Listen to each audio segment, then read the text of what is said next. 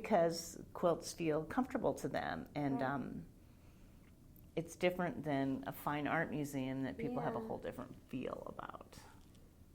Very interesting. All right, so exhibits and visitors. I was kind of struck yesterday of the visitors as I saw them, because they were very different kinds of everybody you could imagine here, and some very knowledgeable, some not really, just kind of randomly walking. Help me understand about the visitors that come here, and so in relationship to the exhibits, because that has to go hand in hand, I would imagine. It does sometimes, but just the sheer fact that we're a quilt museum is enough for the bulk of our audience are quilters or quilt lovers. They already know they love quilts. They just want to come in and see what we have, and they probably come in with a pretty developed preconceived idea, and that's like we talked about, where they come in and they're like, oh, they haven't seen quilts from India, they haven't seen these unusual art quilts that we bring in, things like that. So they come in knowing that they love quilts, and then I think they leave even more in love with them because they've realized the depth of our collection. Because the exhibits are, that's so true. I mean, like when I went to they are stunning. And so I thought I knew what I was going to see, and I'd seen them online, but there's nothing like being here. It is so placemaking exhibition is the most beautiful. I just cannot get over how gorgeous that show is. Yeah. And with those enormous tent panels in it. Those are the largest pieces we've ever shown. Oh, they're huge. They're just, and they're like, you just want to, I don't know. I know, you just want to soak them in. And you can just go down there and look and look and look and look, because they're so beautiful. And I have to say, Maren Hansen, our curator of international quilts, is so creative. And so she's always thinking of these ideas. And she really is always conscious of promoting the international side, because people don't understand that side. And for so many reasons in the world today, I think we need to understand our connections as human beings. And so Maren is always trying to do that and do it in interesting ways. And then you have Camilo Sanchez, who is our exhibitions designer, who is brilliant. And when you have a brilliant designer, I even hate saying it anymore, because I'm always like, who's going to try to steal Camilo away from us? The exhibit, it was. I have to talk to her. Yeah. They're amazing, because you think about, there's a lot of museums out there and they do a lot of things. This is like, there's something about those sort of the way they're handled that is, and the one with the board. I mean, they're just like they're designed. I mean, they're just beautiful and designed, and there's thoughtfulness to it, and the way you think you go through them. It's really, really, it's really cool. It's just like, it's a whole thing. Well, we learned that the hard way when we first started out. I went to a very prestigious museum one day and walked in to see a couple of our quilts that had been pinned to a background. And I looked at that, and honestly, they didn't use the kind of, we do pinning, but they didn't use insect pins. They used huge pins. And I stood there, and before I even could stop myself, I started pulling pins out, and the security guard freaked. And I wanted some of those pins, because I wanted to say, this is what you use. This is completely not what is considered okay. But it was not a museum that understood textiles and quilts. And they were just doing what they typically did. But I was like, oh, you guys are going to... Because they did this with one of our chintz quilts that has never... A chintz that hasn't been washed has a little bit of a brittle quality to it. Not brittle, that's too extreme. But when you have the surface treatment of a chintz fabric, the fabric, if it gets poked, a hole gets poked in it, you have to go back, and this is exactly what we had to do. We had to have a conservator go in and straighten all the fibers again, because a little hole is not going to go away, and then that little hole just grows and grows. Really? And it was one of my very favorite quilts, still is, and I just was so upset that they had done that. And that was the last time we sent quilts out and didn't travel with them for the setup, because people felt like, well, textiles don't break. Well, they do. Right. So you've got to give them the right care. So interesting.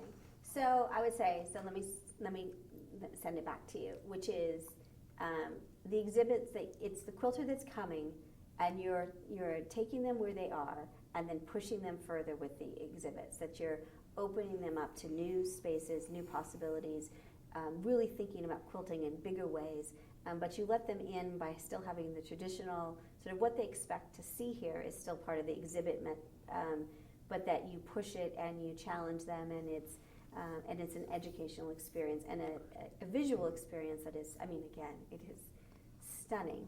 And that really, I mean, now when I think about, I want to go to the exhibits again, because, we came into applique, some sort of applique thing, and then as we moved in, it got bigger and bigger and more. I mean, it sort of takes you on this journey, and then by the end of that, through the hallway, and then there was the art, and so, but I came in a very traditional space, which I thought was really, now it may not always happen here, but I thought that what you're saying sort of kind of mimics that. Well, we try to always balance the collections, and sometimes we get an opportunity and it doesn't happen, but we always have to try to have something art, traditional, international, because those are the three major overarching areas of the collection, and we want to represent everything. So when we plan our exhibitions, we do that very consciously.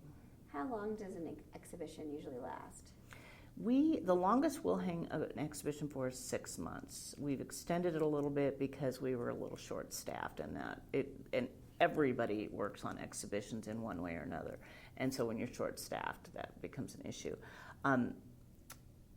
Our quilts can only be shown for 12 months every 10 years. So if we do a 6-month exhibition here, they don't have a whole lot of opportunity to travel. So sometimes if we think it's a show that's going to be really desirable for traveling, we might do a 4-month show.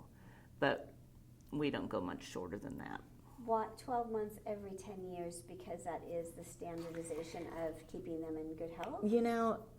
It does help that. I think, though, that it's something, again, Pat Cruz came up as a policy, mostly because of preservation, because that's at the core of what we do, is preserving the quilts, and that is always a balancing act between sharing and showing and preserving. Awesome. But it also was something that Pat did as a way to push us to be more creative, so that you don't go back to your favorites all the time, so that you look at quilts a little differently and show them in a different context, perhaps, or like the placemaking. Marn's created such beautiful space in there. So it's worked for both reasons, but preservation is really at the core of what we do. And that, I think a lot of museums do that, but that does, it's one of the things that really makes us a little different than other museums. Okay, one more space, and we can stop for the day if you want. What's the relationship of the gift shop to the museum? As you come in, what I like I'm sure there's other places, but the gift shop is just part of the lobby. Like it's there. So I'm curious about that design, and also sort of what is the role of the gift shop within a museum context? Oh, hold on just a second. Let me find my phone. It's a nice ringtone. Thank you. It's my 11:30 alarm, so every day I know, it's weird. It's kind of, I do a project on time, and it's so interesting to be at 11:30 every day, I like to think, oh, this is what I'm doing at 11:30 this day. It's always different.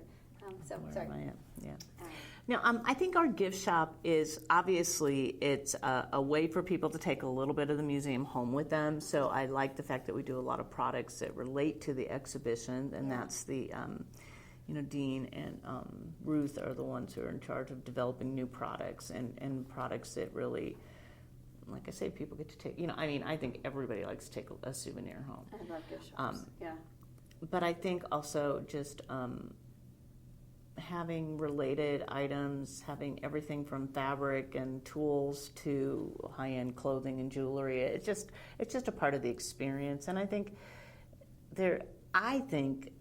for me anyway, when I travel or I'm going to a museum, that's when I might make a different kind of purchase than I would other places, because it's then always like, oh, I remember where I was when I bought this piece. So I think it adds something to it. And I think, our gift shop has been amazingly successful, and so it's another fundraising.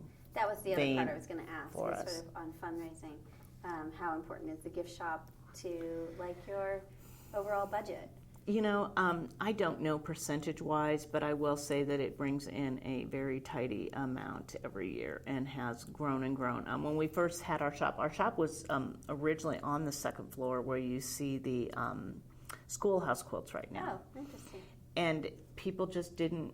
That's why gift shops are always the place you have to walk Right, through when you indeed, enter a right. museum, because Right. people just didn't go in and didn't shop there. So we Right. moved that space down to the first great. floor. And then it was kind of, we just created it within the space. But 4 years ago, not too long ago, Dean and Leslie completely redesigned the space to make it much more accessible. And Dean came to us from hospitality and had, within a hospital realm, but he had built a gift shop. He had built a coffee shop. So he understood how to put that space together. So we're great. really, really lucky to Well, and then we'll be talking more about intellectual property issues in museums, but this conversation has been just so great to sort of hear about the history of this museum and museums in general, and I'm so excited to be here for this long. Nobody gets, when you do, you know this, when you do archival trips, it's usually a mad rush of craziness. But just to absorb this and spend time here is just a huge gift. So I'm so Well, excited. you'll really enjoy being in collections, because then you see all the things that we do. And Sarah and Jamie. Sarah is our collections manager. Jamie's her assistant. And those two, I supervise them, but I kind of let them do their thing, and they are very strict about the collection. So maybe the last thing we could end on is we're going into the collection next week. Help me understand. So I've been I'm an archive junkie. I love archives. I love digging and finding weird things and just seeing the actual originals. The originals, right?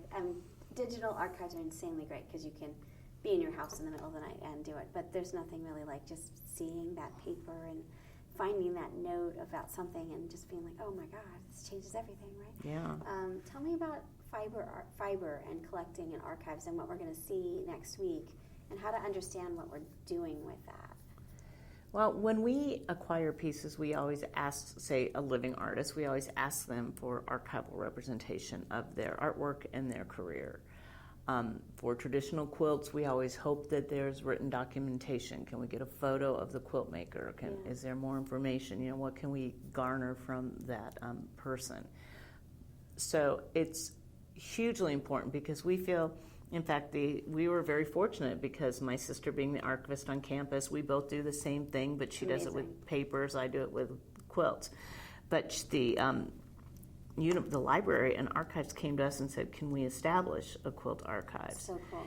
So we collect records specifically on the collection and our artists, but we also have collected the archives of artists who, Michael That's so James, cool. collector, Penny McMorris, Jean Ray Laurie.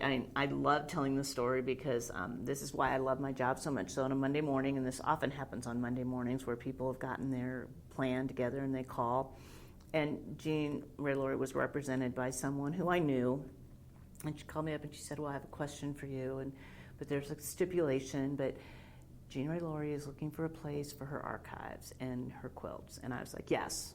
And she was like, well, let me finish. I'm like, okay, but yes. And she's like, but there's something Jean's really concerned about this one thing. And I was like, well, I'll make it happen. And she's like, well, you have to ask other people. I'm like, yes, I have to ask other people, but yes, this is Jean Ray Laurie, come on. I mean, this is not a decision that takes any time. Jean was so humble. She's like, and her rep was like, really? Okay. But Jean said, if you take my collection, you have to take a wooden cart that goes with it. And I was like, okay.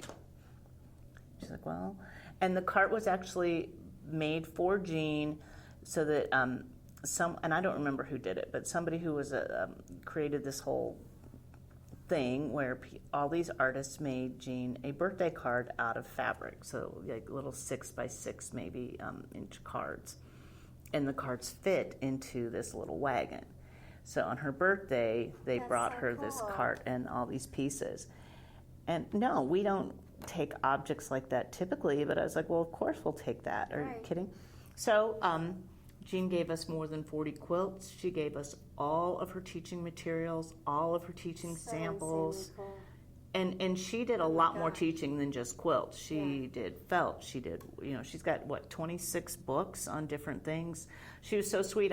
She showed me, and so my sister and I, Mary Ellen being the archivist, she and I